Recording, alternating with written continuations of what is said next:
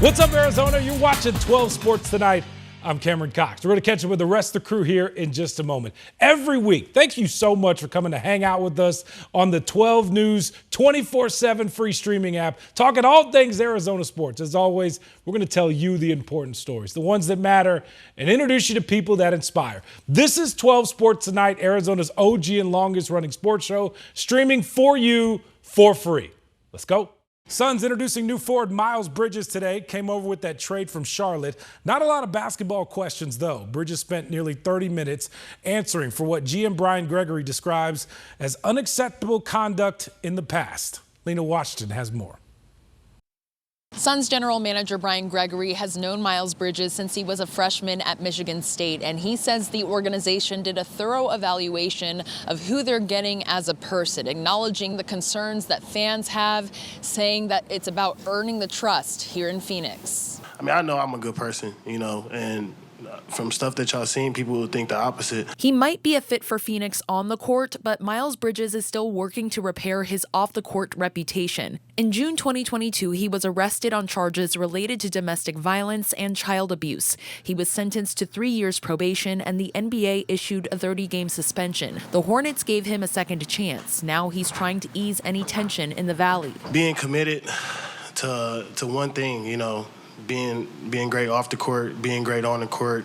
Like I said, I've been to therapy sessions, I've been to counseling. I want to show everybody who I really am and earn the respect here. The 7-year vet has never made it to the playoffs, but from the outside, he could see the Suns moving in an upward trajectory that he's eager to contribute to. I really didn't see any weaknesses. People that don't know me or probably see me play with the Hornets, they probably think that all I want to do is score, but, I'm a willing passer, and I want to get my teammates involved. There's mixed feelings about me being here, but I take full responsibility, and right now I'm just prioritizing being a great father and earning the trust of this fan base and this community. In Phoenix with the Suns, Lena Washington, 12 Sports.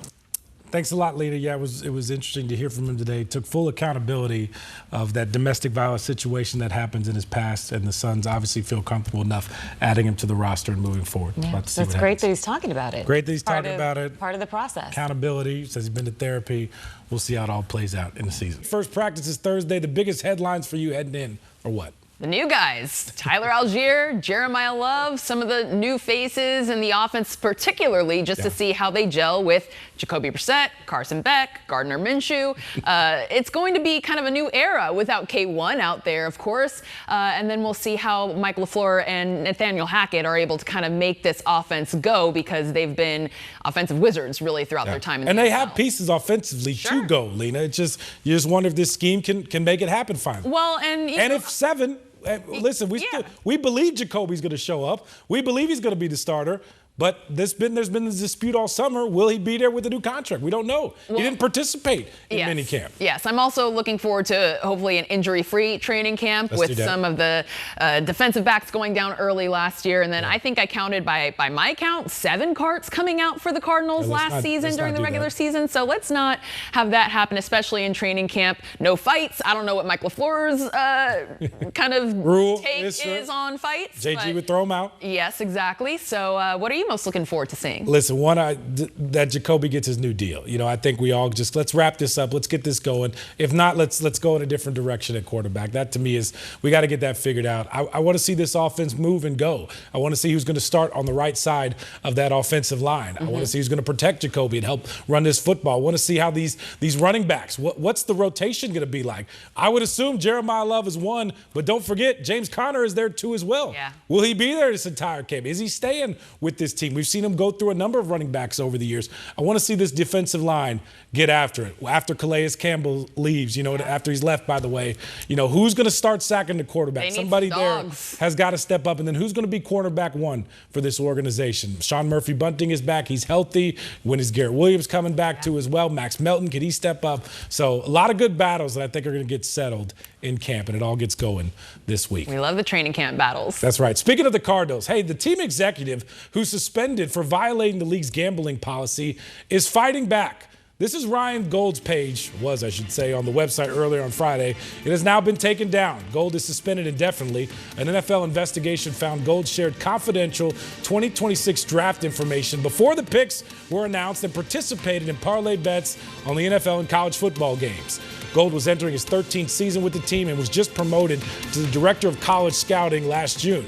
Cardinals said they agreed with the decision in a statement. Tonight, Gold's lawyer telling ESPN the accusations are blatantly false and his client will appeal. The reason the Cardinals start a week earlier is because they play in the Hall of Fame game right here on 12 News, right? That'll be a lot of fun, and so will that entire week. Larry Fitzgerald being enshrined in the Pro Football Hall of Fame. Yes, 12 Sports will be there the entire week with him. You know, we're a few weeks out now, and Larry Legend starting to feel those emotions. What are the conversations like now going into the Hall of Fame? What are people saying to you? Whew, man, right now it's literally been about logistics and making sure that the menu is done right and the seating charts and like all of like the logistics to try to make sure that it's done, appropriately. There's a lot of details that go into it, a whole lot. You see I got a lot more gray in my beard than I did, 6 months ago dealing with all of that. Has it been fun to deal with, though, Larry? Have you been able to appreciate the process of what you're going through? Have you enjoyed this? Yeah, I think you can't get lost in the magnitude of what the accomplishment actually is. Hundreds of thousands of players that have played, in the National Football League, and only a select few get to have this honor. And so, yes, it's a lot of logistics. It's a lot going into it. It's highly emotional. It's really, really meaningful. But man, it is rarefied air. And I think that you have to really appreciate all of that and what it means. What's the most emotional part? Oh, by far, just not having my dad physically be there. This is something that it meant a lot to him, and it meant a lot to me to be able to have him be a part of it. And so, not having him, be there, it sucks, man. It really hurts. I know he'll be there in spirit, but to have him physically not there, it's been a tough pill to swallow. I would assume that means your son is going to induct you? Yeah, Devin's going to do my induction. So it's cool. I wanted to pay homage to, the person who brought me into the world and, allowed me to live my dream. And, I get a chance to, let the next generation of the Fitzgerald boys kind of be a part of it. And so I'm really thankful that Devin was able to do it and will be there with me, along with my other two sons, Apollo and Milo. But it's great to be able to share this moment with them. Larry, give us some hope about our Cardinals this year. What do you think they're going to be able to do? And can we get this all settled with Jacoby? Like, can we give him the contract and give him some more money so we can move on and just get to camp in the Hall of Fame game? Yeah, you got to talk to Monty about that, man. He's the money man. But it would be nice to be able to get things settled and kind of have the team, locked in. But I'm really optimistic about the team. I'm really optimistic. I think the Cardinals are going to surprise some people. Obviously, they got no favors. Being in the toughest division in all of football. The 49ers are back healthy again, and obviously the Rams traded for Myles Garrett. You don't. It's not on your wish list to see Myles Garrett twice a year, and obviously to see us being a defending champion. I mean, it's a tough schedule. You look at it and there's no easy wins on there. But I like the Cardinals' chances. They're really young and dynamic offensively. They got a lot of talent on the defensive side, and so they're going to be competitive and they're going to fight and scratch like they always have. And I just hope they can go out there and surprise people. I'm predicting a breakout year from Marvin. I think he's finally going to turn that corner.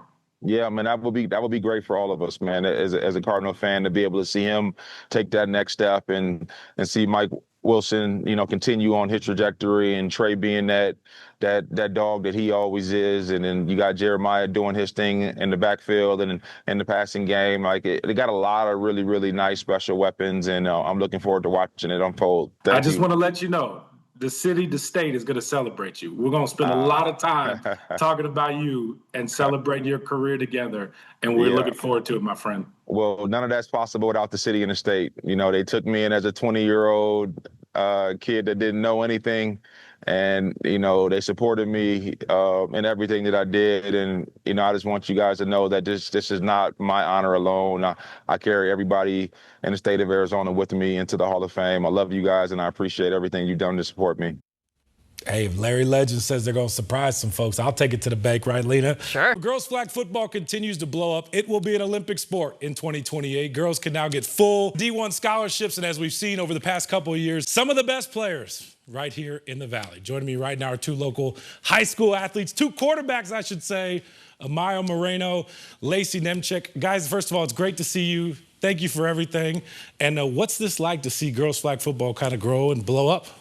It's amazing. It's really cool to be a trailblazer as well, and it's awesome that there's so many opportunities growing in the college level and at the possible professional level. We're blessed to be pioneers of it, and I started this sport personally when I was 7, and there wasn't all these possibilities, so just blessed to see all these new things growing for a lot of us young female athletes. Yeah, we got a pretty cool partnership to talk about here in just a second. That's why Ruben from 24 Apparel is here. Ruben, we'll get to you in just a second. Okay. But, Amaya, we met when you used to play tackle football. Yes, now sir. you're full-time flag. What's been the process like, and how happy are you with your decision? Yes, sir. I stopped playing flag. I met tackle after my freshman year, and that's when we actually met. Yep. And I feel like it shaped me as a person and player overall. Now focus on flag and show other females that there's so many opportunities within this sport and that they could do anything they want to do. And Lacey, you were the first female to be invited to the Manning football camp. Yes. A great photo of you being coached by the Mannings. What was that experience like? You've been doing it a few times now, right? Yes. What was the best advice they gave you? Best advice, we did a lot of drills. There's a lot of timing things and rolling out and just the mental side of the game, which is almost way more important than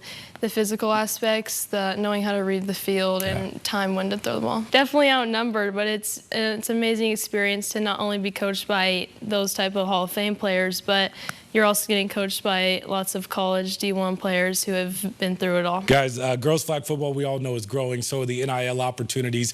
You guys are partnering with 24 Apparel. Many in the community might know Team 24, an Arizona-based organization that really helps empower the youth in our community. They do such a fantastic job. Ruben, you are the founder. Tell us what 24 Apparel is. Oh, man, 24 Apparel, just kind of like what you said before. It's about giving back to the youth. It's about just reaching out to the people in our community and support them however we can. I have a daughter, so, she loves sports as well. So my goal is to really reach back out to the women's sports and continue to grow. And I think these two ladies are probably the two best quarterbacks, not just in Arizona, but across the states. It shows other female athletes that there's a future for them. There's not really a dead end to this sport. It goes to college, it's going to go pro to the Olympics, and now you could have NIL in this sport. So being able to capitalize on that as an athlete, it's just a blessing. To be able to partner with people who care about you that much is awesome. And then, Ruben, what do you think of the sport of girls flag football just growing and exploding like it is? My goal is to, with 24 Apparel, is to, when we work with the athletes, is to put the money back into the sport. You see how much work they put in, especially these two ladies with the countless traveling and training and things like that. I feel like it's my job to try to make sure that, that don't go unnoticed. There we go. Well, hopefully, ladies, we see you two in the Olympics here coming up. It should be a lot of fun. Thank you, everybody, for being here in studio tonight. Shout out to the ladies. Chatter on social media with Domo's hand being in a wrap. Yeah. You cleared that up, and I'm also curious as the follow-up is, have you heard from Archie Bradley within the last 24 hours? Surprisingly, no. What? Surprisingly, He no. hasn't popped up in the clubhouse? No, Arch is so good. The Archie Bradley rule is a real thing because I don't want to have to answer to what you're doing in your personal life. Like, you shouldn't have to answer for me what I'm doing in my personal life. Sure. Like, my time is my time away from the field. Your time is your time. So, but when I got to start talking about things that you're doing in situations when you hit send and people are able to see things that I've got to address, it's gone too far. Yeah, that's kind of the other side of being so accessible to fans and being a younger player on these apps. And I don't mind that. I love that. I love their... I'm 60. I don't have any social media. And thank God, right? I don't have any social media. I know, but I think at the end of the day, they are promoting themselves and promoting the Arizona Diamondbacks, and that's just socially what people do. Yeah. I never would understand that, nor do I ever want to, but I would never stop them from being themselves. But just if your hand is wrapped, don't. That's what I told him. I said, you got to be smart. He's like, not that many people I thought were watching. I'm like, first of all, they watch. And he goes, why do they care? I'm like, they care. Geraldo Perdomo, you have a guilty pleasure when you're doom scrolling and maybe just relax in. Yeah. Okay. So I'll get on YouTube and I'll get into the mime at SeaWorld, the guy in the black and white stripe. I don't even know his name, He but probably has an official name. he does have a name. I think there's a handle of some sort, but I start there and I'm an hour into his shtick and I love it. I think it's pretty funny how he entertains people while people at SeaWorld are taking the seats and waiting for Shamu. But if he ever hears this, I would love to meet this guy. Yeah, hey, maybe we can get him to a game. Yeah, I would love that. Funny, my wife was laying next to me in bed. And she's like, "What are you looking at?" I'm like, "You don't want to know." And I was kind of trying to hide it. She's like, "Let me see that. What is it? It seems like it's pretty entertaining."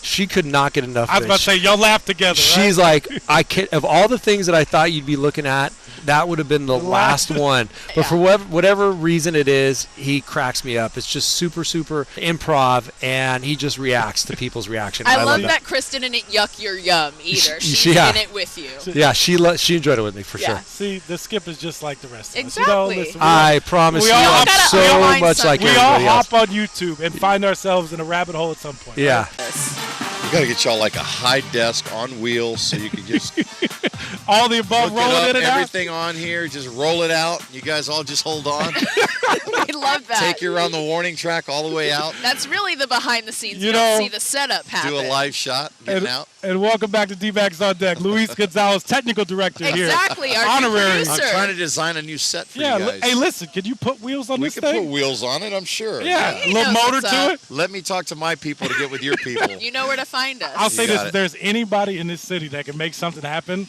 a couple calls. Yeah. We'll try. We can try. We're going to make it work. Gonzo, first of all, it's good to see you. Thank you. Listen, Tori Lavelle was just talking about his favorite teacher growing up. We're going to kind of honor teachers throughout the day right here on 12. We've been doing a little run for them all summer, getting them supplies they need to start the school year. Do you have a favorite teacher growing up? Well, I have to be biased. My Sure. mom was a teacher for over 30 years in Florida, and then she became a curriculum specialist after she retired from teaching. So, man, I had so many good ones. Miss Grignon was one in Florida when I was a little kid. I had Mr. Bullness was one of my favorite high school teachers. I hope you were a good kid. I was a great kid. I couldn't mess up. My mom was in the same building. Exactly. When you're the especially child of in an elementary. educator. Yeah. Hey, if you messed up, they were going to walk you right down to mom's Exactly. office. And you knew they were looking at you. I always felt like I had somebody looking over my shoulder. Yes, that was my experience growing up as Mrs. Washington's daughter here in the Valley. She taught in many different districts, English as a second language classes, Spanish, all of that good stuff. But yes, growing up as a child of an educator, they're, like we said, overworked and underpaid. That's right. And there's Geraldo Perdomo. But now you get to kind of take on a role as a teacher, as a grandparent. For the first time. Congratulations. Thank you. The G in Gonzo stands for grandpa. Yeah. One of my daughters yesterday, Megan, and her husband Joe, had twin boys yesterday. So very exciting time. It happened so fast. They're preemies, right at about 32 weeks. But we're super excited. So what a blessing. I mean, so much fun now. I can't wait for them to grow up a little bit so we can get them home and just start giving them the love and affection. But what are you doing here? Shouldn't you be sleeping at the hospital or something too? Well, I think everybody wanted me out of the hospital and out of the house, so they sent me over. It's kind of like a blast from the past because we have video of your kids crawling around the floor as under 2-year-olds here on 12 News from that 2001 World Series experience, of course. But when you think about that time and now that we're celebrating 25 years since, what comes to mind? And you've been a fixture here in the Valley ever since. Oh, well, just the excitement. What an incredible time. Great teammates. The Valley had surrounded our team. It was, we got here in 98, 99. A bunch of us came over via trades, free agency. Mm-hmm. And then in such a short time, our 4th year in existence, we made it to the World Series. And every game opening up, the opening of the roof was a big deal. Everybody used to come out early to the ballpark to be a part of that. And then just to see the excitement on everybody's face, it was super special. So you were a young dad back then. How did you balance it all, man? I played defense. Exactly.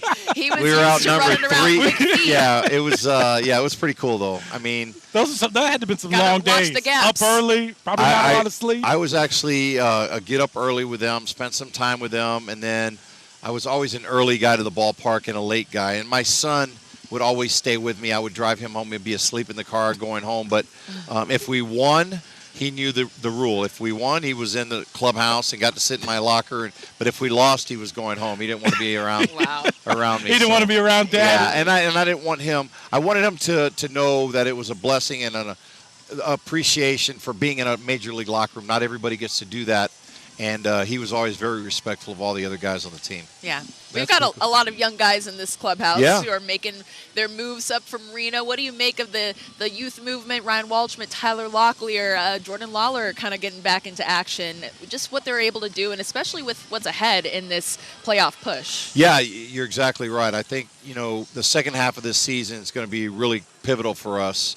The last 2 or 3 years, we've been right at the cusp of, going into the last week of the season or the last couple games. Or the last game. Yeah. Or the last game to watch get in. it. I mean, all you got to do is get in. And I'm sure Torrey and the coaching staff and Mike Hazen and everybody up there has expressed that to the players. We just need to do enough to get in. If once we get in, anything could happen. Same way it did in 2023 for our ball club. We got hot right at the right time.